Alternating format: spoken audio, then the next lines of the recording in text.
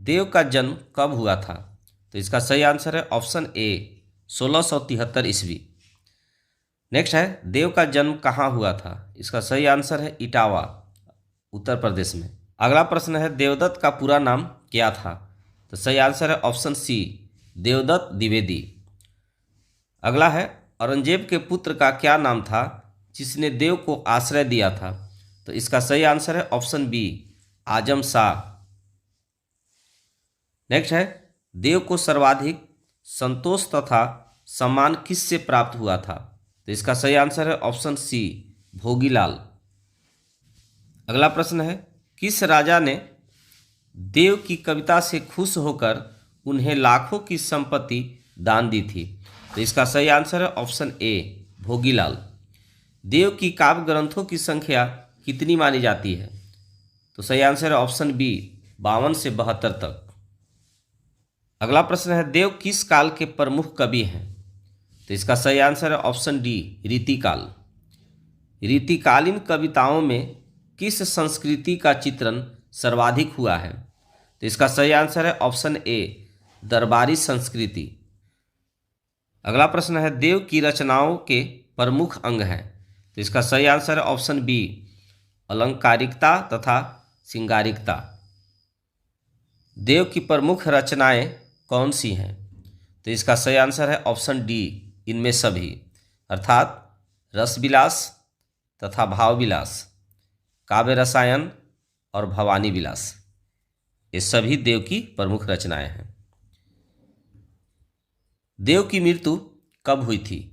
तो इसका सही आंसर है ऑप्शन ए 1767 ईस्वी। नेक्स्ट प्रश्न है श्री ब्रजदुल्हा किसे कहा गया है? तो सही आंसर है ऑप्शन ए श्री कृष्ण को। सवैया में किसके राजसी रूप का वर्णन है? तो सही आंसर है ऑप्शन डी श्री कृष्ण का। कौन सा श्रृंगार मधुर ध्वनि उत्पन्न कर रहा है? तो इसका सही आंसर है ऑप्शन बी कृष्ण का पायल। कौन सा श्रृंगार किनकिना रही है? तो सही आंसर है ऑप्शन ए कमर की करधनी। श्री कृष्ण के सांवले शरीर पर कैसा वस्त्र सुशोभित है? तो सही आंसर है ऑप्शन सी पीला वस्त्र। हृदय को कौन सुशोभित कर रहा है? तो सही आंसर है ऑप्शन ए बनमाला। अगला प्रश्न है श्री कृष्ण के सिर पर क्या है? तो सही आंसर ऑप्शन सी मुकुट। अगला प्रश्न है श्री कृष्ण की आंखें कैसी हैं? तो सही आंसर है ऑप्शन ए चंचलता पूर्ण। श्री कृष्ण के मुख की तुलना किससे की गई है? तो सही आंसर है ऑप्शन बी चंद्रमा से। समस्त संसार को कौन प्रकाशित कर रहा है? तो सही आंसर है ऑप्शन सी श्री कृष्ण। कवित्त में देव ने किस ऋतु का हृदयगामी वर्णन किया है? तो सही आंसर है ऑप्शन ए बसंत ऋतु का। वसंत ऋतु की कल्पना किसके रूप में की गई है? तो सही आंसर है ऑप्शन बी कामदेव के शिशु के रूप में।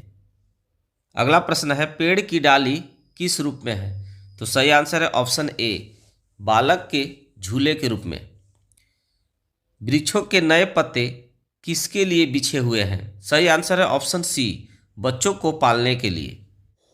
अगला प्रश्न है कौन स्वयं बच्चों को झुलाती है? तो इसका सही आंसर है ऑप्शन ए हवा। बालक का मन कौन बहलाते हैं? तो इसका सही आंसर है ऑप्शन सी मोर तथा तोता। अगला प्रश्न है कौन बालक को हिलाते और तालियां बजाते हैं?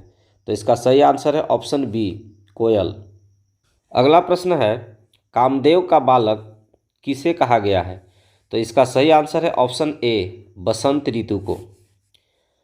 कवित्त में कैसी पूर्णिमा का वर्णन किया गया है? तो इसका सही आंसर है ऑप्शन बी शरदकालीन। अगला प्रश्न है किसे पत्थर से बने स्फटिक के समान बताया गया है? तो इसका सही आंसर है ऑप्शन सी आकाश को। आकाश की सुंदरता कैसी है? तो सही आंसर है ऑप्शन ए सफ़ेद दही के समान। अगला प्रश्न है अपनी चांदनी बिखेरता चंद्रमा किसके प्रतिबिंब के समान प्यासा लग रहा है? तो इसका सही आंसर है ऑप्शन बी, राधा। अगला प्रश्न है, प्यारी राधिका को प्रतिबिंब से लागत चंद में कौन सा अलंकार है?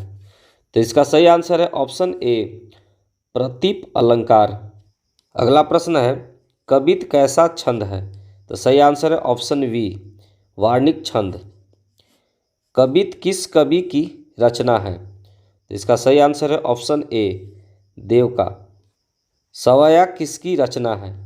तो इसका सही आंसर है ऑप्शन बी, देव का। अगला प्रश्न है, देव कैसे कवि हैं? तो इसका सही आंसर है ऑप्शन बी, दरबारी। अगला प्रश्न है, फटिक शिलानी 100 सुधारयो सुधा मंदिर, इस पंक्ति में कौन कौन से अलंकार हैं? तो इसका सही आंसर है ऑप्शन सी, अनुप्रास एवं उपमा। अगला प्रश्न है, झिंगुला का क्या अर्थ है? तो इसका सही आंसर है ऑप्शन डी, बचपन में पहनाया जाने वाला ढीला ढाला वस्त्र। अगला प्रश्न है, दूध को सोफेन, यहाँ किस अलंकार का प्रयोग हुआ है? तो इसका सही आंसर है ऑप्शन बी, उपमा। अगला प्रश्न है, केकी कीर किसे कहा गया है? तो इसका सही आंसर है ऑप्शन बी, मोर तथा तोता को। अगला प्रश्न है, मंद हंसी मुखचंद जुन्हाई में निहित अलंकार का नाम लिखिए। तो इसका सही आंसर है ऑप्शन बी, रूपक अलंकार। प्यारी राधिका को प्रतिबिंब सो लगत चंद, इस पंक्ति में किस अलंकार का प्रयोग हुआ है? तो इसका सही आंसर है ऑप्शन डी, प्रतीप अलंकार। अगला प्रश्न है, उतारो क्रय राइनोन का क्या अर्थ है? तो इसका सही आंसर है ऑप्शन बी, राई और नमक के द्वारा बच्चे के सिर के चारों ओर घुमाकर नजर उतारना। अगला प्रश्न है, बालक रूपी बसंत का बिछौना खाली स्थान बना है। तो इसका सही आंसर है ऑप्शन बी, मखमल से। बालक रूपी बसंत की नज़र कौन उतार रही है? तो इसका सही आंसर है ऑप्शन बी, कंजकली। अगला प्रश्न है, कवि को कृष्ण के चेहरे पर फैली मुस्कान कैसी लग रही है? तो इसका सही आंसर है ऑप्शन सी, चांदनी के समान।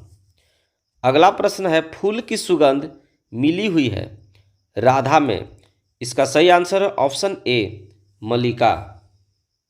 अगला प्रश्न है, कवि ने चांदनी रात की सुंदरता को किन रूपों में देखा है? तो इसका सही आंसर है ऑप्शन डी, उपर्युक्त सभी। अर्थात आकाश में स्फटिक शिलाओं से बने मंदिर के रूप में, दही से छलकते समुद्र के रूप में, दूध के झाग से बने फर्श के रूप में। अगला प्रश्न है, डारद्रुम खाली स्थान चटकारी दय कविता में कौन सा गुण है? तो इसका सही आंसर है ऑप्शन बी, माधुर्य। अगला प्रश्न है, कवि देव की भाषा है। तो इसका सही आंसर है ऑप्शन बी, ब्रज भाषा। कवि देव किस काल की कवि हैं? इसका सही आंसर है ऑप्शन ए, रीतिकाल।